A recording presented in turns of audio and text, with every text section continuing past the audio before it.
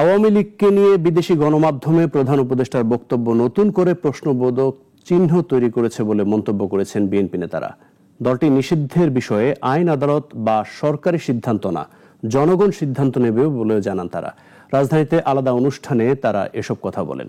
পাহাড়ে অস্থিতিশীলতা জাতীয় ও আন্তর্জাতিক চক্রান্তের অংশ হিসেবেও জানান তারা। বিস্তারিত প্রতিবেদনে। আন্তর্জাতিক প্রবীণ দিবস উপলক্ষে জাতীয় প্রেস ক্লাবে প্রবীণদের নিয়ে ভাবনা ও প্রত্যাশা শীর্ষক আলোচনা সভা। অংশ নেন বিভিন্ন রাজনৈতিক দলের নেতাসহ সমাজের নানা পেশার মানুষ। আমরা অতীতেও লক্ষ্য করেছি নির্বাচন আগামী ফেব্রুয়ারিতেই হবে, এ নিয়ে কোনো শঙ্কা নেই জানিয়ে বক্তারা বলেন, যারা আন্দোলন করছেন তারাই আবার সারা দেশে নির্বাচনী প্রচারণা করছেন। এই জামাতে ইসলামী এবং ইসলামী আন্দোলন এত পোস্টার লাগিয়েছে, এখানে বিএনপির পোস্টারও খুঁজে পাওয়া যাচ্ছে না। মানে আমাদের থেকে তারা অনেক দূরে গিয়ে গেছে পোস্টারের ক্ষেত্রে, তলে তলে সবই হয়ে যাচ্ছে, আর আমাদেরকে বলছেন আমরা আন্দোলন করেন না। আন্দোলন আলোচনা শেষে সাংবাদিকদের বিএনপি নেতারা জানান, গণহত্যার দায় স্বীকার করে আওয়ামী লীগকে ক্ষমা চাইতে হবে। মাননীয় প্রধান উপদেষ্টা যেটা বলেছেন তার মধ্যে যেটা মানুষের মধ্যে একটু, ইভেন আমার মধ্যেও এক ধরনের প্রশ্নবোধক চিহ্ন হয়েছে যে বাংলাদেশের মিডিয়ায় আমরা দেখেছি যে আওয়ামী লীগকে নিষিদ্ধ করা হয়েছে।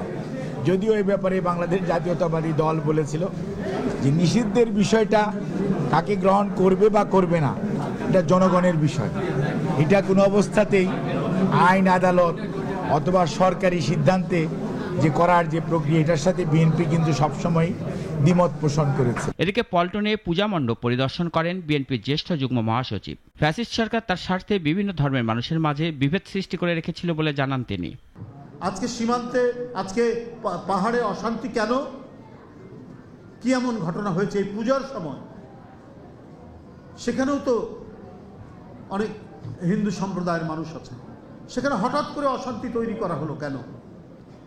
সারা দেশকে ওই দিকে দৃষ্টি নিবদ্ধ করা হলো কেন এই উৎসবের মুহূর্তে? এটা পরিকল্পিত, বাংলাদেশকে অস্থিতিশীল করার একটা জাতীয় আন্তর্জাতিক চক্রান্ত। ফ্যাসিস্টদের কৃতকর্মের জন্য জনগণ যেমন বিচার চায়, বিএনপিও আওয়ামী লীগের বিচারের জন্য সোচ্চার বলেও জানান দলটির নেতারা।